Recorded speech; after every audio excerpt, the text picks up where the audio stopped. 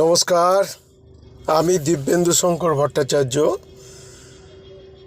Rudra take the action. আমি আজকে গাড়ির মধ্যে বসে একটা রিল করছি বা প্রতিবেদন দিচ্ছি আপনাদের কাছে। আমাদের নতুন সিএম শুভেন্দু অধিকারী উনি শুভেচ্ছা পাঠিয়েছেন, ঈদের শুভেচ্ছা শফিকুল ভাইকে ঈদের শুভেচ্ছা পাঠিয়েছেন। খুব সুন্দর লাগলো, দেখতেও খুব ভালো লাগলো। কথা বললেন, অনেকক্ষণ কথা হলো, খুব ভালো লাগলো। ফেসবুকে দেখেছি এবং ইয়েতেও দেখেছি, এই শুভেচ্ছাটা দারুণ লাগলো। এবার আমি কিছু বক্তব্য বলতে চাই, যেটা স্বপন দাস বা অন্য ইউটিউব যারা করেন তারা বলছেন, প্রলয়বাবু, যে ভালো তৃণমূল, খারাপ তৃণমূল। তাই এই স্লোগানটা আপনারা কেন দিয়েছিলেন, চোর ধরো জেল ভরো, চোর ধরো জেল ভরো, এই স্লোগানটা আপনারা দিয়েছিলেন। তারপরে বলেছিলেন ভাইপো চোর, পিসি চোর, তৃণমূলের সবাই চোর। তা ভালো তৃণমূল বলে কিছু আছে নাকি? কুকুরের কোনো দিন লেজ সোজা হয়? ঘি দুধ যা কিছুই মাখান না কেন শ্রমিকবাবু, আপনি কুকুরের লেজ কোনো দিন সোজা করতে পারবেন না। যারা চুরি করে হাত পাকিয়ে এসেছে আমার দলে এসে ঠিক একই কাণ্ড করবে। আমরা যারা জীবন দিয়ে এই লড়াই করেছি, আপনি কান খুলে একটু ভালো করে শুনুন। আপনার এই অভিজ্ঞতা নেই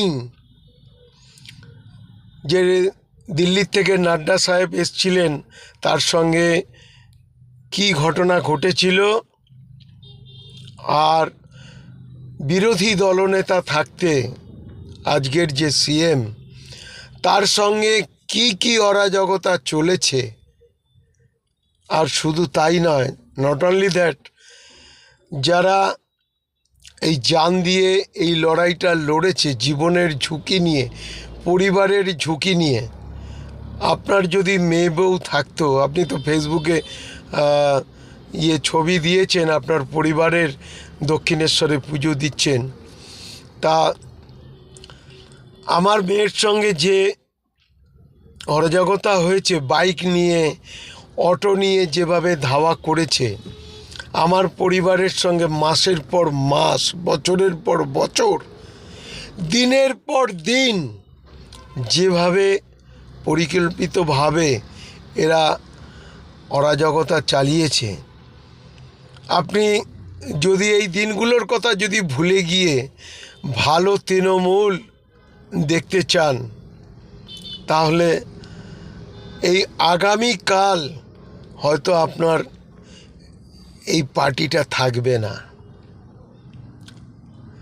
আপনি নিজেকে অনেক বড় চালাক ভাবেন, জানি না, আপনি চালাক তো বটেই, নাহলে ওই জায়গায় পৌঁছতে পারতেন না। কিন্তু সাধারণ মানুষের জায়গায় এসে একবার যাচ করে দেখে নেবেন যে আপনি কতটা চালাক। আপনার থেকেও চালাক পশ্চিমবাংলায় প্রচুর লোক বসে আছে। আর ভারতীয় জনতা পার্টিতে ছেলে মেয়ে নেই যে আপনার ওই শূন্য পদে পূরণ করতে পারবে না, এমন জায়গা নেই। আর এমন কোনো লেখাপড়া জানে না।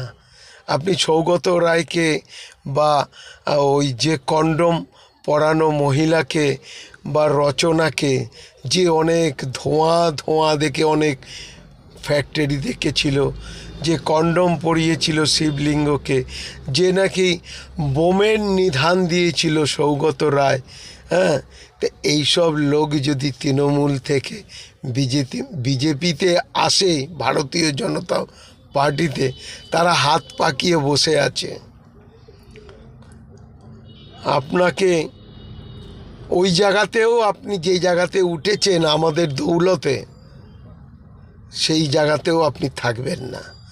যেমন ভক্ত না থাকলে ভগবানের পুজো হয় না। পিকের দুটো বই আপনি ভালো করে মন দিয়ে দেখবেন।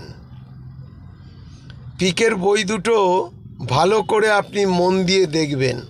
আপনার ওই আতেল মার্কা কথা আর কেউ শুনতে চাইছে না।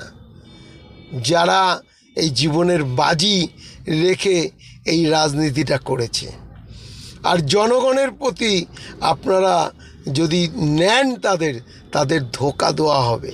যে জনগণ আপনাদের ভোট দিয়ে আজকে পশ্চিমবাংলার পরিবর্তন এনেছে, শুধু পরিবর্তন না, ভারতবর্ষের মানচিত্রটাকে পাল্টে দিচ্ছে।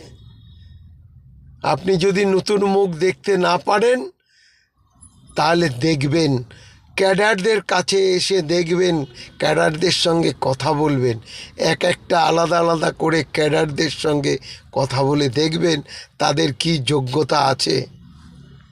আপনি নিজেকেই বড় চালাক মনে করেন। এই চালাকি ছেড়ে দিয়ে, রাজনীতি ছেড়ে দিয়ে আপনি সন্ন্যাস নিয়ে নিন।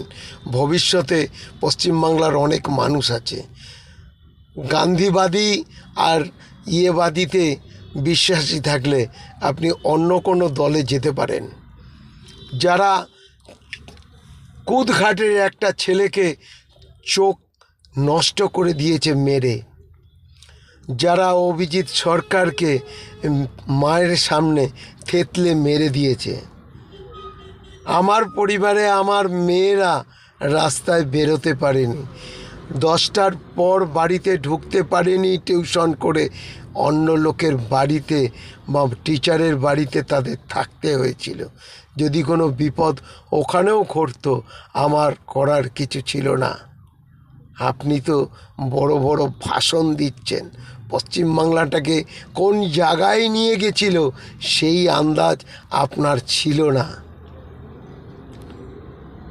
বুঝেছেন? আমরা নতুন স্বাধীনতা পেয়েছি, আপনি সেই স্বাধীনতাটাকে নষ্ট করে দিতে চাইছেন। পশ্চিমবাংলাকে সুস্থ রাখতে চাইছেন না। আমাদের মধ্যে অনেক শিক্ষিত লোক আছে, আপনি যাচাই করে দেখুন। আমি 14 নম্বর ওয়ার্ডের মানিকতলা নিবাসীর বিধানসভার একজন কার্যকর্তা।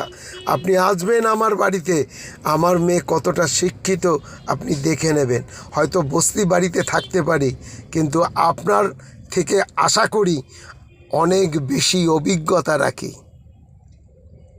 আশা করি আপনার থেকে অনেক বেশি অভিজ্ঞতা রাখি। সাধারণ মানুষের, যারা খেটে খাওয়া দিন আনা মানুষ, তাদের পরিচয় রাখি আমরা। আপনারা তো রাখেন না।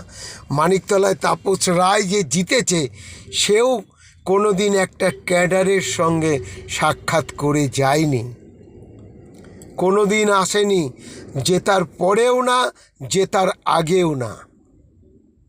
বুঝেছেন?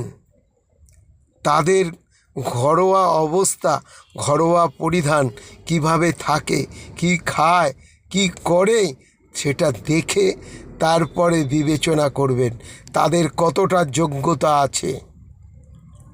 আপনি নিজেকে অনেক বড় চালাক মনে করেন।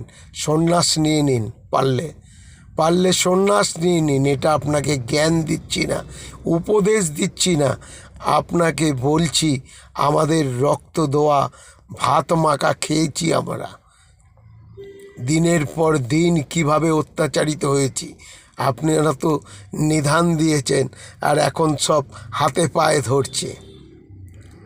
আপনাদের জন্য এই কুকুরের লেজগুলোকে সোজা করতে পারিনি। এখনও হাতে বালা আর কানে দুল আর বড় বড় চুল নিয়ে ঘুরে বেড়াচ্ছে। এগুলোকে ন্যাড়া করে রাস্তায় ঘোরানোর দরকার ছিল। সমস্ত পাড়াগুলোকে অতিষ্ঠ করে মেরেছে, মেয়েগুলোকে যন্ত্রণা দিয়ে মেরেছে। আপনারা এই জিনিস চোখে দেখেননি, আর পুলিশ তাদের সহায়তায় ছিল। পুলিশকেও আপনারা নিরপেক্ষ করতে পারেননি। আর এত বড় বড় ভাষণ দিচ্ছেন।